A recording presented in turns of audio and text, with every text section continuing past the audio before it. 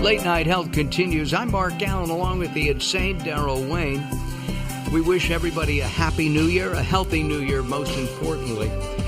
This segment of the show, we're going to be spending some time with Dr. Habib Sedeghi, and he's got a new book out. It's called The Clarity Cleanse, and I can only imagine that not only is this for physical health, but for mental health as well.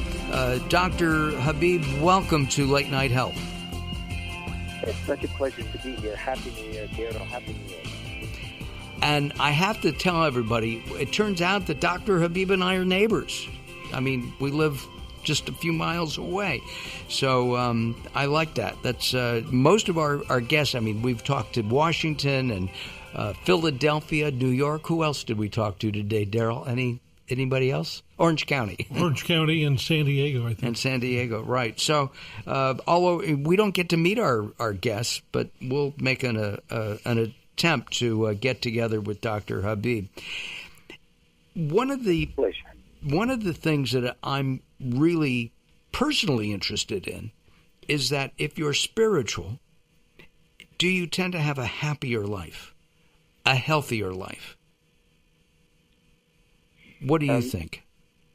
Well, I think it's a great question. I have a tendency not to be categorical. I think the way I look at it, to be spiritual is to really have what I refer to as a personal septic tank. So you have a tendency in a system that you know how to handle your thoughts, your feelings, and your emotions. So the chances of being clogged up would lessen, and obviously you have more space, more clarity. And I think those people tend to be happy, or at least that's how I practice, and that's what I share with my patients.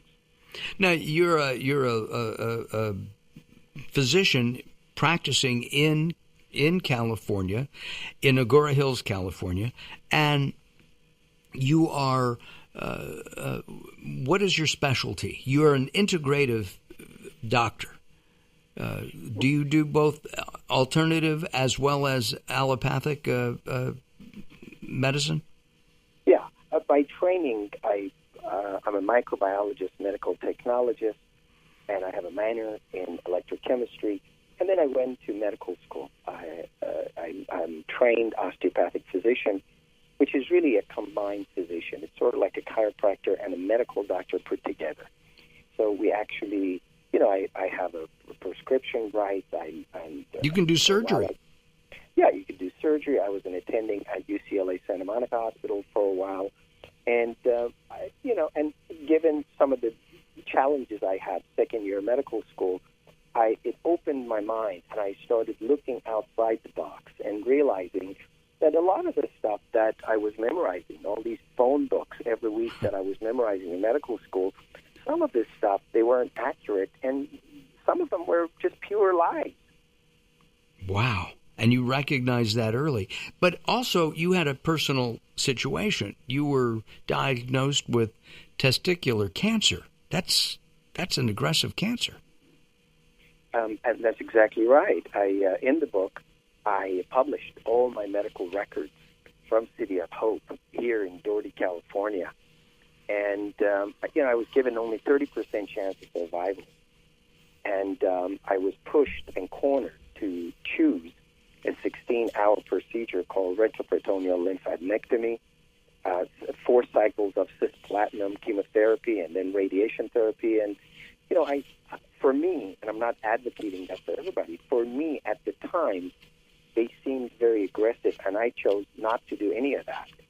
And that was really the beginning of my own awakening, and realizing that there's a lot more to healing and health than just memorizing all those facts.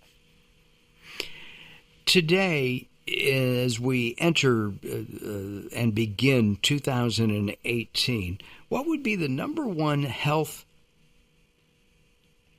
commandment that you would suggest that people do, regardless of how they believe, what they eat, whether or not they exercise or not? What would you provide them for clarity on their health? greatest thing that I would recommend is to start the day by taking 12 minutes. And it's what I refer to as Q12, or purged emotional writing. It's a very simple exercise of freeform writing, where I do this daily myself, and I recommend it for my patients, where you sit down, you get a piece of paper and a pen, and you cocoon yourself, and you really check in to see what are your thoughts, what are the low-hanging fruits of your feelings, your emotions. Are you pissed at anybody? Are you aggravated? Are you feeling hurt, excluded, neglected, frustrated? And you write them out. And at the end of it, in the book, I go into further detail. And you go into the process, and then you basically shred it or burn it up. Because I have, in my personal experience with cancer, I have found working with fire and burning these purged emotional writings, or Q12, daily, it was just transformative. Wow. I journal when I remember to do it, which is right. My journal is right next to my supplements that I tend to forget to take as well. So journaling, I tend to rip out my passages that I write and shred them. Is that and try to forget what it is that I was worried about, that I wrote about. Yeah, I appreciate. I think there's benefits to what you're doing. I believe that words have power. So what I have found empirically with myself as a patient, and also with patients that I've seen, if you do it the way that I'm recommending, there is a greater, if you would, power, that spaciousness that opens up for one. Now, what I'm recommending is separate than journaling. Obviously, there's a whole field of medicine that is started at Columbia Presbyterian Hospital and Columbia Medical School in New York. Now they refer to it as narrative medicine. There's significant scientific publication that shows with cancer patients and patients with terminal illness, when they actually do journaling daily, there's significant benefit. But what we have lost in the modernity of our world is what I refer to as confession booths. So we used to have a cocooning or a sacred space that you would go in, and whatever judgments or misunderstanding or misinterpretations or misidentifications then that we were holding, we would share that openly, vulnerably with someone. And they would recommend certain things for us. Now, more and more people are staying away from rituals now, and we're getting clogged up. We're getting clogged up, Mark, with data, with emails, with Facebook's requests, with text, with Instagram, text messages. All that stuff. Yes. And I'm here to tell you that's the inadvertent hoarding of the modern life. That is the number one cause of sickness. And we're not even aware of it. All that stress from the emails, the technology that we have today, that's causing health issues? It's causing health issues. There's research that shows even that the actual radiation, the actual exposure to what we're going through. A couple of weeks ago, it was actually published scientifically and very well reported in California. But there's something beyond that. And what's beyond that is that we absolutely have lost, and most of us, we've never really developed what I refer to as a metabolism. In the book, the whole chapter I dedicated to what I refer to as metabolism. You see, this is a very powerful word, and most often when I lecture to other physicians and fellows and residents, when I ask them about metabolism, they tell me about digestion. They tell me about the physiological connotation. But the metabolism that I'm bringing forward, metabolism in Greek means ceaseless change, endless change. And metabolism, I found that it has two parts. It always starts with metabolism, like catastrophe. You break things down. And it's only then that the second phase, anabolism, or building things up, that comes in. most human beings, we don't even know how to metabolize. We don't know how to metabolize what occurs for us. What you're talking about then is metabolizing thoughts. It kind of, processing what people are saying, what all those emails are saying, metabolizing them. It's exactly right. It's beyond, I believe that it's beyond processing. You see, we have these thoughts that they come in. Now, I actually believe that there are endogenous thoughts, and then there's exogenous thoughts. There are thoughts that they come in, and they activate certain neural pathways. Well, these activation of neural pathways inside the brain, they produce chemicals that now we know scientifically, and we refer to them as neurotransmitters. Serotonin, epinephrine, norepinephrine, adrenaline, histamine. These are all, melatonin, these are all neurotransmitters. And then what they create is feelings. And once these feelings are created, what they do is they upregulate or they downregulate or they affect our hormones. And then we get caught into these holding patterns of emotion. Well, these emotions, they're just sitting there, Mark. And as they sit there, they affect the physical body in an adverse way? Absolutely. You look at Candace Perth's, Molecules of Emotion, she actually proved scientifically that our biography dictates our biology. Is it really far-fetched now to believe that our physiological terrain is affected by our biography, by all the experiences, collective experiences we've gone through? Now, I have found that with patients, how they process these emotions is incredibly important.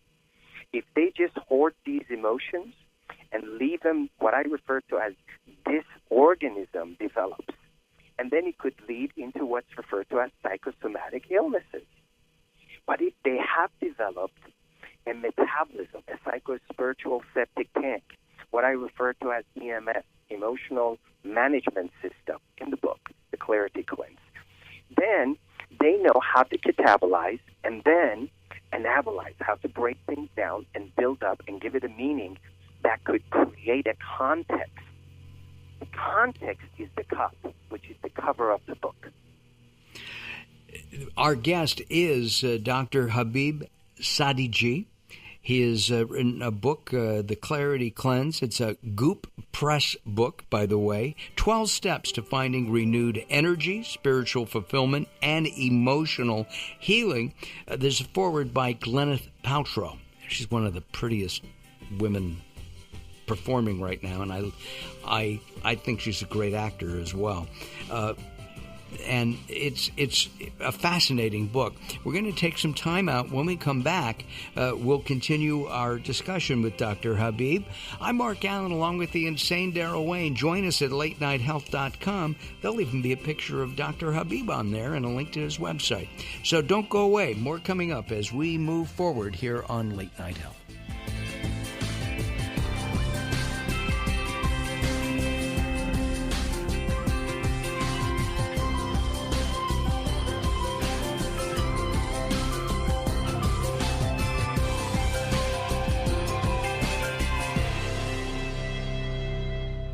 Are you being audited and do you owe the IRS $10,000 or more in back taxes? Is the IRS threatening to take more of your money? Don't fight the IRS alone. The Tax Doctor is here to help you negotiate a lower tax bill. The IRS can freeze your assets and seize your bank accounts, but you can stop these IRS actions. The Tax Doctor will fight for you using industry secrets that can stop any IRS actions, eliminate penalties and interest, and reduce your past tax bill so you pay the IRS less. If you owe $10,000 or more in back taxes, call the Tax Doctor now for a free IRS audit emergency review. 800-663-5107. 800-663-5107. 800-663-5107. That's 800-663-5107.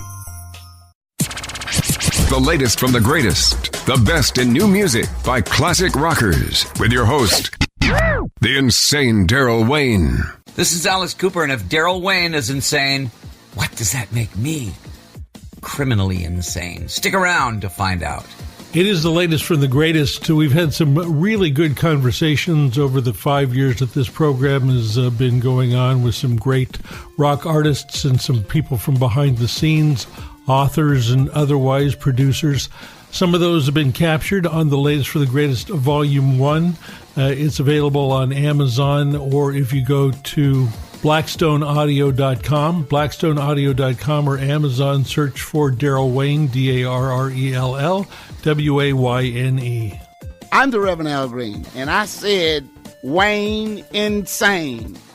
You're listening to Late Night Health with Mark Alyn. The show continues in a moment.